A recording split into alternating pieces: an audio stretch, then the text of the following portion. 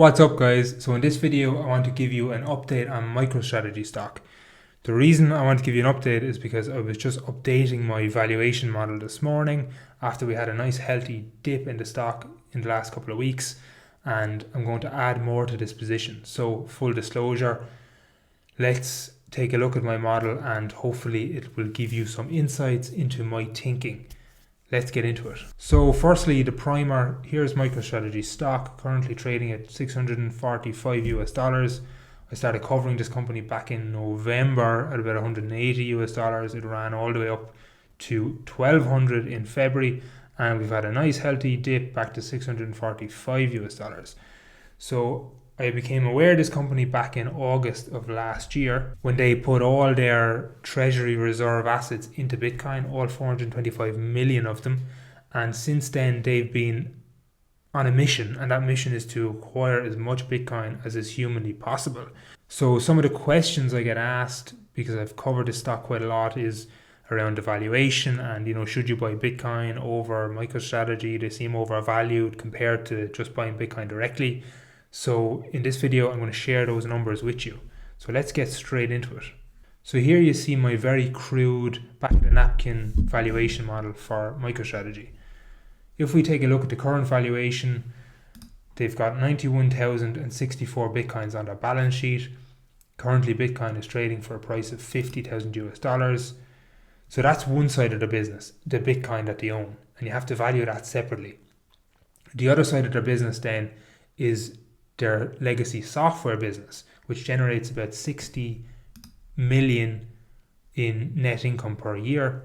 If we assign a PE ratio of 30 to that, again, that's just my number, you pick your own, anywhere from 10 to 50, very big range, 10 being I don't expect this company to grow at all, 50 being double-digit growth over the next 5 to 10 years. I pick 30, middle of the road, but you pick your own. We get a total value for their Bitcoins of 4.5 billion today, and we get a value for the software business of 1.8 billion.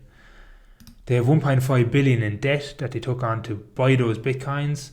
That will actually be paid back through shares and dilution in the future, but for the sake of simplicity, let's just minus it from the total valuation when we add the Bitcoin and the software business together.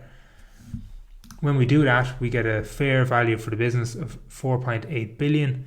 Today, the market cap is just shy of 6 billion, which means MicroStrategy is overvalued by 20%. Now, the reason I believe they're overvalued, and I spoke about this previously in a previous video, is that people are paying a premium to own the Bitcoin. And the reason is because people like myself cannot get exposure directly to Bitcoin in a pension account. And I cannot buy the likes of Grayscale's investment trust or the recent ETF that was launched in Canada. I can only buy stocks in companies. And MicroStrategy is the best company to get exposure to Bitcoin because they own so much Bitcoin as a percentage of their total business valuation. Now, of course, if you change that PE to 50, you will find that the total valuation actually becomes fair. We get a fair valuation of just over 6 billion, which is in line with what we have today, but I think that's a stretch. So let's leave it at 30 and let's assume that they're 20% overvalued and that premium is coming from people wanting exposure to the Bitcoin in their funds or their pensions. So now let's move out to 2024, and I've put in a Bitcoin price of $100,000. If you've been following this channel, that will not surprise you. You know that that's my base case for this year, not 2024, but I'm being very conservative here with my valuation so as not to scare anybody away. So let's assume as well they have 91,000 Bitcoins on their balance sheet. I think they'll probably add to that over the next 3 years. So again, I think that's conservative. Let's again conservatively assume no change in the legacy software side of the business, no growth. Let's keep net income at 60 million and P at 30. If we do that, then we get a value for the Bitcoins of 9.1 billion. The software business valuation doesn't change, still 1.8. The debt stays there, doesn't change. We get a total fair value for the business in 2024 of 9.4 billion.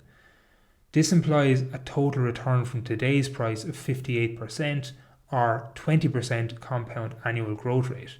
For me, that's good enough, but it all hinges on that Bitcoin price of 100,000 US dollars. If that's not something that you can get behind, then this isn't a business for you to own. But where things get really interesting then is if we project out to 2027. My base case for the Bitcoin price in 2027 is 1 million US dollars. That's my assumption. It's mine to have. You need to build in your own. But as a staunch Bitcoin bull, I believe we're going to 1 million, either through an increase in Bitcoin's purchasing power or through a complete and utter devaluation of the US dollar, the thing in which we're measuring the Bitcoin price in. But either way, we're going to 1 million. Again, the software business doesn't change. I keep the P at 30. The value of the Bitcoins goes to 91 billion US dollars. Again, software business doesn't change. 1.8 billion, debt 1.5 billion. We get a valuation of 91 billion, implying a return of 1,436% or 239% annualized. Whoa, big numbers. But this is my base case, okay? In my more bullish case, I take that 91 billion in Bitcoins and I earn a 4% yield on it, which is just over 3 billion. And I apply a P ratio to that, and my valuation numbers go absolutely insane, to the point where I wouldn't even share them with you today because you'd probably think I'm crazy. That's why I'm buying this company. I hope this has given you a bit of clarity into my numbers and into my thinking. Of course, there's huge risks here. This is not financial advice whatsoever. Always do your own research, come up with your own assumptions, build your own models. They don't need to be fancy or complex. In fact, I'd highly encourage you to stick with simplistic modeling, because the nature of modeling is you're making a load of assumptions anyway, so the more simple you can make it, probably the less scope for error. If you have any questions, please let me know down below in the comments.